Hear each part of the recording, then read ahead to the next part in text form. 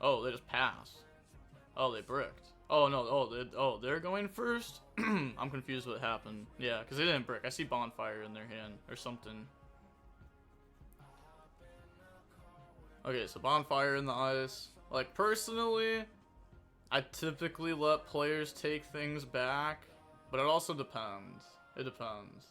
Like, if their mannerisms have been in a bad way that match, there's no way I'm letting them take things back. If they shit-talked at all, then I'm shit-talking them the entire time back. Like, not letting you take anything back. But I do respect when people don't let any takebacks happen. Because, I mean, you are in a tournament, so if you don't let any takebacks happen, I mean, that's completely fair enough. At the end of the day, like, if someone makes a misplay in overlays, that's on them. I didn't make them overlay. Ain't no way the only XO is playing pure Ryzeal. They might be on Fiend Smith. Because, like, this one says Ryzeal too, but they're on Fiend Smith. If the guy's clearly inexperienced, to let him do one, to be honest, not gonna lie. Yeah, it depends. Like, if it's a regional, I don't care about regionals. I just do regionals for fun. To hang out with my friends. What oversleeves do you prefer for the top cut sleeves? Whichever ones are given to me. Whichever ones are given to me. Yeah, depends on the level of play, like locals, whatever, most of the time. If my opponent is cool, I'll be within reason, especially at regionals. It's tilting when people do it on locals. Oh, yeah, I think, bro. People at locals, like, most of the time, like, most locals are just not real. Like, it's people trying to rule Shark at locals, and then they go to regionals and they can never get their invite. And that's, like, standard. But, like, I would dude, summon in defense, bro. Yo, like, I know it doesn't matter, but the amount of people that node summon in attack position makes me angry. Like, it actually makes me angry. It summons in defense, bro. How hard is it to remember? You do it every game. I don't remember what I was talking about. Why you sweating at locals? Because some people are never good enough to do better at the better tournaments, so they'll sweat at locals because they know they can't sweat at regionals. I mean, they can, but they won't do well. Also, they ogre duo dry, but it still resolves here. Let's see if they notice. Nope. Are you kidding me, bro? Like, how bad are these players, bro? 8-1. 8-1. Reduo drive! It detaches from DDD to search. There we go, dude. Thank God a judge said something, bro. Thank God the judge said something. Like, dude, are you kidding me? Like, like, oh my gosh, bro. Read the card. No, it's the last round. Nah, bro. EU's free, bro. EU's not real, bro. EU's not real. I don't care what anyone says, bro. EU's not real. There's no way. There's no way. There's no way. There's no way. There's no way. Detonator attach. Sure. And then they're gonna go field spell, draw one. This hurts. This hurts. But to be fair, like, the average player plays like this. Even NA. Even NA, the average player plays like this. I'm just talking my shit. Konami EU employed Farfa. But hey, that was smart though. To be honest, like, employing the content creators is a very smart thing to do in my opinion. Because that's like, it's like free publicity for everything you do. Like pack openings and stuff. Like that's like, and that's like, I don't know how much Farfa got paid. I assume he got paid. He might not have even gotten paid. Who knows? Like, he may have even done it for free just because he gets free publicity out of it too. So I don't know. Like, end of the day though, I mean, he also got to like travel to Worlds for free. They paid for that.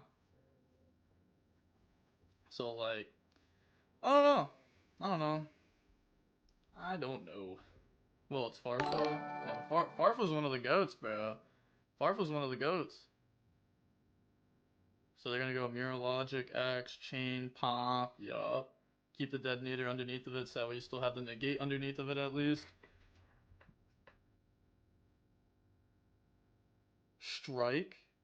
Main deck Strike. In the Fiend Smith Ryzeal deck. Yeah. Steven Santoli is, I'm not gonna lie, I don't like how Steven Santoli explained the Solemn Strike Kiri in the deck. I don't think it's very good. I don't think it was very good, to be honest. I think Steven Santoli is just a very good player who can play his decks very well. I don't think the Solemn Strike idea was very good though. Strike is good if the opponent passes trust. True. If we just win dice rolls, Strike is crazy. Otherwise, it's like it's not very good. I think Strike was also better when everyone was playing pure Ryzeal. Now that they're playing Fiend Smith, it's lost more value. 07 Santoli Vanquish Soul.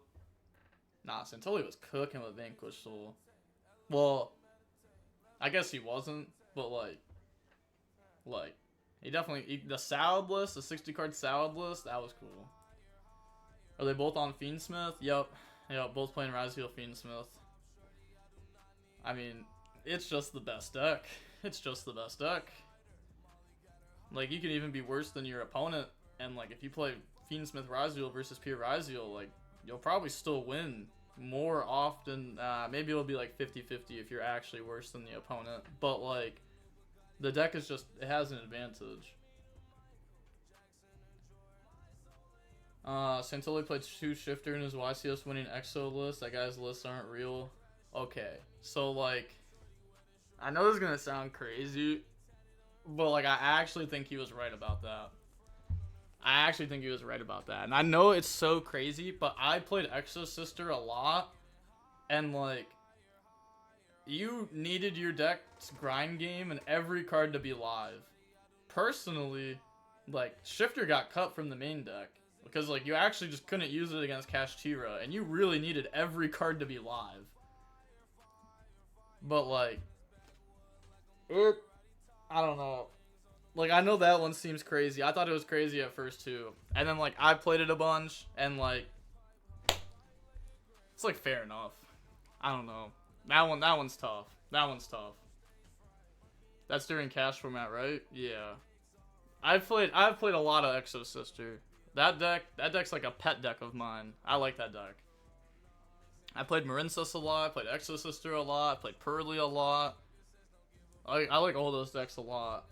Well, I would never get caught playing Marinsys anymore, because there's just Max C's in the format, and it would just not be fun to get hit with Max C's. Oh, they bricked. Wait, they played plugin? I swear that's plugin. I see Talons. Pretty sure the other spot. Yeah, that's plugin. They played plugin in the Fiendsmith Ryzeal list. They Ash Bonfire and they pass. They draw Ogre, and now they pass. Wait, no. Are you kidding me? Yeah, I mean, this play is only okay if we have the Charmies in our deck going first for cross out. That's the only way this play is like an okay play, right? Because we have plug-in. Because otherwise, like, putting them on like a 5-turn or 6-turn clock is just not a real thing.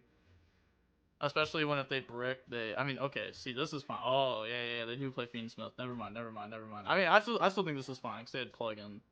Yeah, no, I was wrong. This is the correct play to do, for sure, with the plug-in in hand. So the normal summon out Ghost Ogre. Strike? A little strike action? Strike would go crazy here. Thinking on Moon. You let that go. That's what we strike. Okay, we don't have strike. This turn was really weird. Keep watching. Lacrima. Back. Oh, no spoilers. Exo have good extra deck, but horrible main deck. Whoa. I really like the interaction. Oh, I have to refresh it. I have to keep refreshing it because we weren't watching it live. We're like watching the VOD right now to keep up with it. I didn't think we were gonna catch up to the tournament. Okay, Lacrima, Dumping Graver, sure. Exosister is a really cool deck. Like, a lot of people, like most people that play Exosister also don't know how to play it. Like, there's a lot of interesting interactions in the deck. Where, like, you want your opponent to hand trap you, so that way you can Mia Malkova banish it, and then Martha summon, and then that saves you a body, so the hand trap really never stops you from getting to a body. But it depends how things go down exactly. Oh, so I see... Oh, D-Barrier. Okay.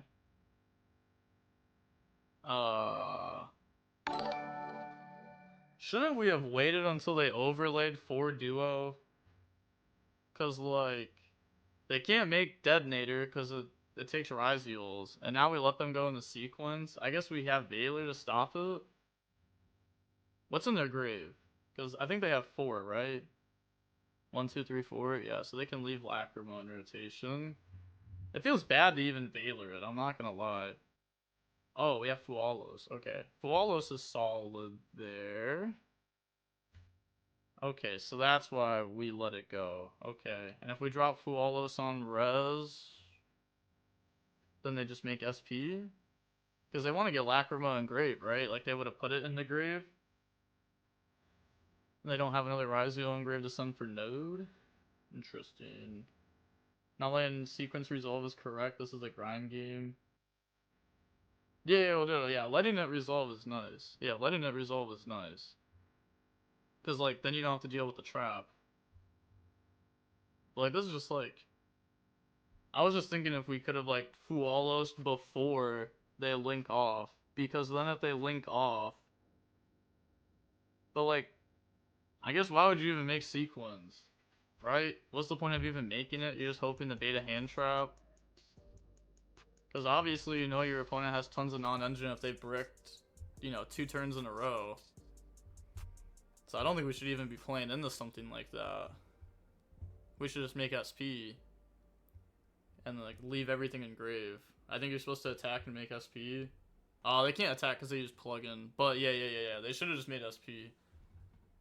And just leave all the Fiendsmith stuff in the grave. Because that's like all your follow-up. Like the Fiendsmith cards are broken in a grind game. Especially when your opponent has bricked and you set up the trap card. But I guess they have Ash, most likely. Okay.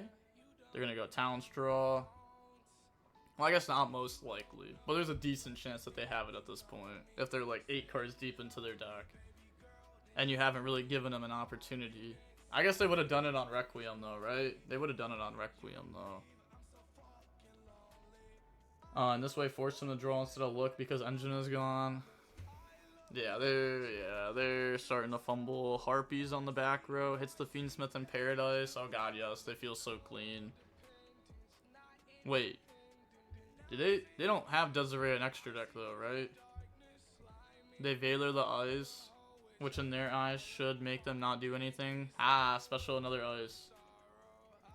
I'm pretty sure, yeah, Desiree's in grave. Yeah, they never got to put it back. I mean, they do have Paradise that can dump Lacrima, and that lets them summon Sequence at some point, or they can dump Engraver. They can dump something.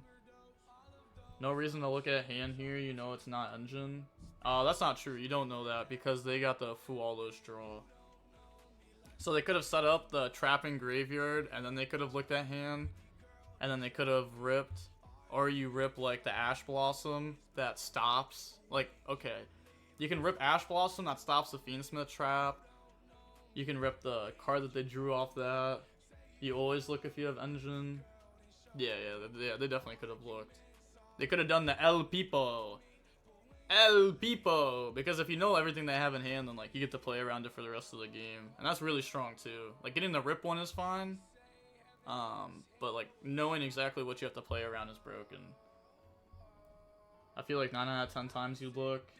I wouldn't say that much. I feel like you actually steal a decent amount with talents in this format. El Stilo. Grinder sounds. Yo. They forgot about Desiree. Oh, they tried looking in. Oh, did they try looking in extra? I was looking at chat. That'd sound crazy if they did. Okay, summon X by dumping Mural Logic. Then they're gonna go effect. Go ahead, search out sword. Then special sword. Yeah, this game's looking like it's over. Germans using an iPhone 8 for the stream. It was better than the camera they were using. It's better than the camera they were using. Okay, activate cross, and then cross put back and draw. Well, are they putting back and drawing? I guess I don't know what's in their hand.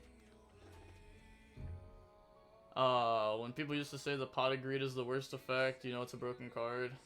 Oh yeah, like whenever you hand trap your opponent going first, like when they go first and they go activate draw 2, you feel crazy. You're like, oh, thank God they didn't look at my hand. And your opponent's literally drawing 2. Are your wrists still fucked up? Yes. It'll be like that forever. My wrist will never not be fucked up. I will die with my wrist fucked up.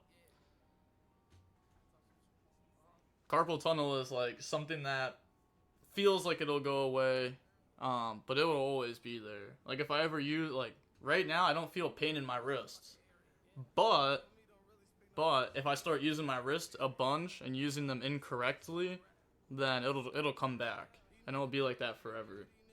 Which is like whatever. Like I know how to properly do things. Okay, so they're gonna cross, stop the engraver, imprint the detonator, normal ice, get hit with Veiler. Now they have Typhon. Typhon can beat over Duo, bounce detonator. And yeah, they can't protect because imperm. Okay, yeah, so beat over, main phase 2, bounce. Impaired for life. You don't want to get surgery. Well, surgery doesn't work. Surgery does not stop it. And also, there's like, I don't need a, like, I know how to use my wrist properly now. I'm not abusing them in the wrong ways. There's like correct ways to do things and incorrect ways to do things, and I know how to do things correctly now. I'm not sitting like this playing DB for 8 hours, you know what I mean? I'm sitting up, I have a mouse pad, I have wrist protector, I do